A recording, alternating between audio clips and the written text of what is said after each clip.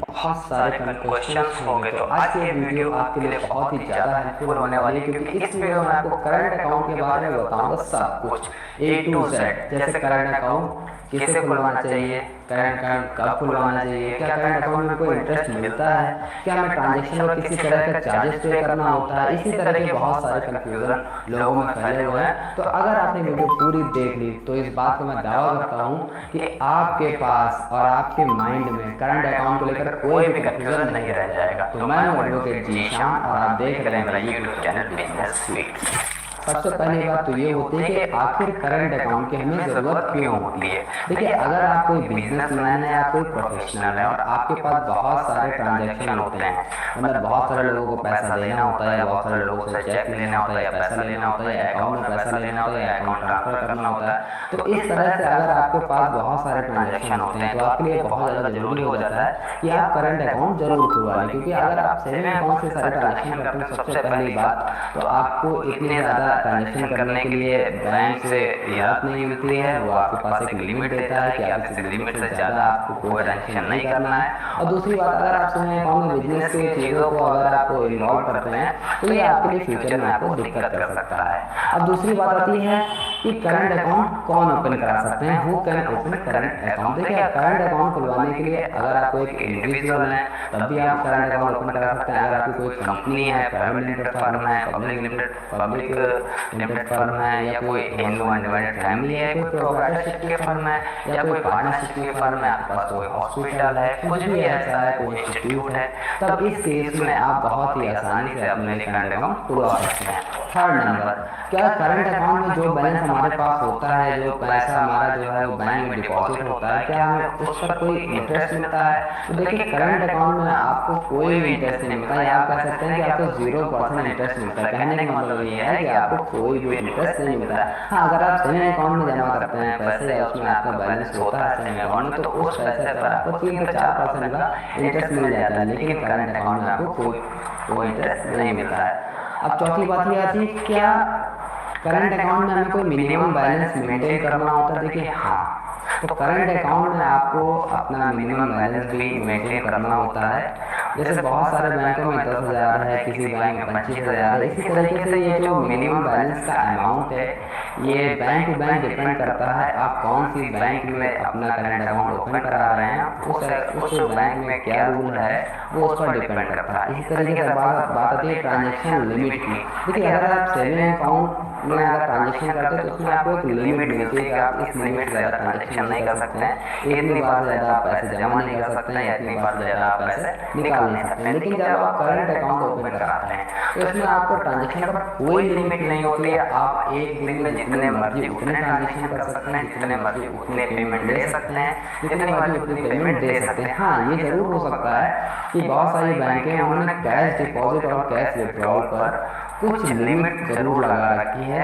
और ऐसा भी नहीं है कि अगर आप उस लिमिट से ज़्यादा नहीं निकाल सकते। हाँ, अगर आप उस लिमिट को क्रॉस करते हैं और उसके बाद भी कैश डिपॉजिट या कैश विड्रॉल करते हैं लिमिट से ज़्यादा, तो आपको उसके लिए कुछ चार्जेस जरूर देने होते हैं। कि अब चौथी नंबर बात ये है कि आप उन्होंने ये भी आता हो क्या हमें कोई चार्जेस भी पे करने पड़ते हैं। देखिए, जो सबसे पहली बात तो ये है कि करंट अकाउंट में जो ट्रांजेक्शन होते हैं उनका कोई रोक टोक नहीं है, आप कर सकते हैं। सपोज करिए आपको किसी को नेट करना, आरटीजीएस करना है, किसी को ऑनलाइन ट्रांसफर करना है, किसी को पेमेंट करनी है ना, या किसी से पेमेंट लेनी है, आप कितना भी कर सकते हैं। लेकिन जैसा कि मैंने बताया कि कैश विड्रॉल और कैश डिपॉजिट पर लिमिट रखी जाती है।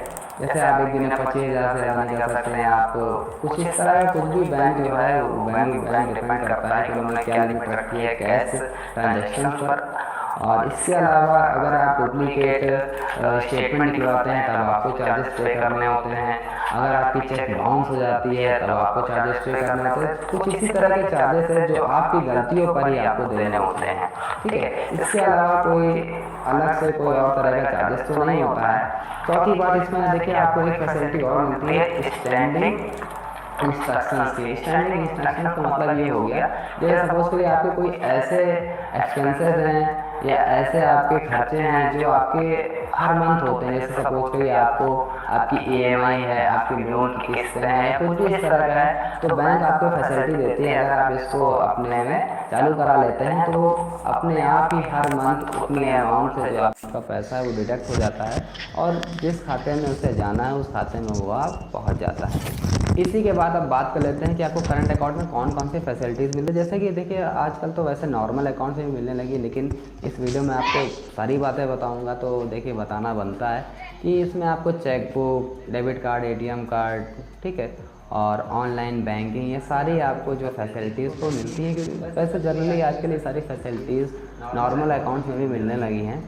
और इसी के साथ साथ अगर हम बात करें कि इसके करंट अकाउंट के फ़ायदे और नुकसान, देखिए करंट अकाउंट के अगर हम पहले फ़ायदे की बात करते हैं तो देखिए अगर आपके पास कोई पैसा आपके पास पड़ा है, कैश पड़ा है, तो वो उतना सिक्योर नहीं माना जाता। लेकिन अगर वो पैसा आपके अकाउंट में पड़ा है वो थोड़ा सा हायर सिक्योर माना जाता है। तो सबसे पहले इसका प्रॉफिट तो यही है कि आपका जो पैसा है वो करंट अकाउंट में थोड़ा सा सिक्योर होता है। दूसरी बात, आपको एक फ़ायदा और मिलता है, आपको ओवरड्राफ्ट की फैसिलिटी भी मिल जाती है। ये भी आपका एक फ़ायदा होता है। सपोज करें बैंक देख रही है कि आपके अकाउंट में 5 लाख रुपए एवरेज बैलेंस बना रहता है, तो कभी आपको बैंक ये भी फैसिलिटी दे सकती है कि आप 50,000 रुपये अवेलेबल बैलेंस से ज़्यादा डेबिट कर सकते हो। मतलब ये आप एज ए अनसिक्योर्ड लोन भी ले सकते हैं बैंक से। तो ये एक ओडी यानी कि ओवरड्राफ्ट की फैसिलिटी भी मिल जाती है। इसी के साथ साथ देखिए जो करंट अकाउंट होता है वो इजी टू ऑपरेट होता है, इसे आप आसानी से ऑपरेट कर सकते हैं।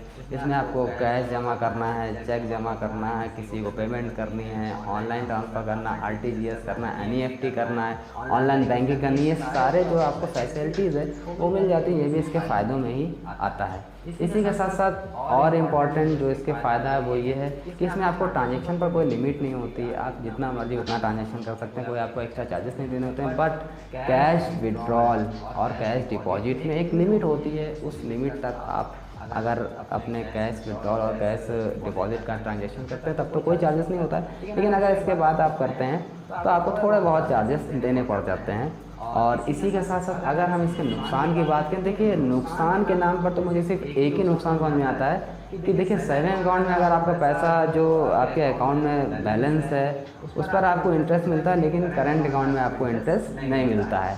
अब बात कर लेते हैं कि करंट अकाउंट को आप कैसे ओपन करा सकते हैं। देखिए करंट अकाउंट को ओपन कराने के लिए सपोज़ करिए सबसे पहले तो आपको फ़ोटो की ज़रूरत पड़ती है, फ़ोटोग्राफ। जैसे सपोज़ करिए अगर आप प्रोप्राइटरशिप फर्म के लिए करंट अकाउंट खुलवा रहे हैं तो उसमें आपको जो प्रोप्राइटर है उसकी फ़ोटो की ज़रूरत पड़ेगी। अगर आप पार्टनरशिप फर्म के लिए हैं तो उसके जो पार्टनर्स हैं उनके फ़ोटोज़ की ज़रूरत पड़ेगी। तरह जो कंपनी के जो डायरेक्टर्स होते हैं उनके फ़ोटोज़ की ज़रूरत पड़ती है, उनके आइडेंटिटी प्रूफ की ज़रूरत पड़ती है।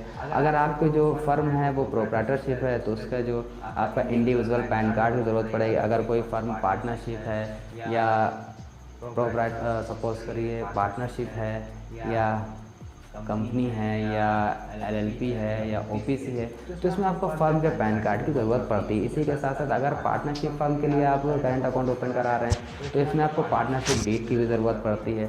इसी के साथ अगर आप किसी कंपनी के लिए करा रहे हैं तो उसमें आपको article of association, certificate of incorporation की भी ज़रूरत पड़ती है।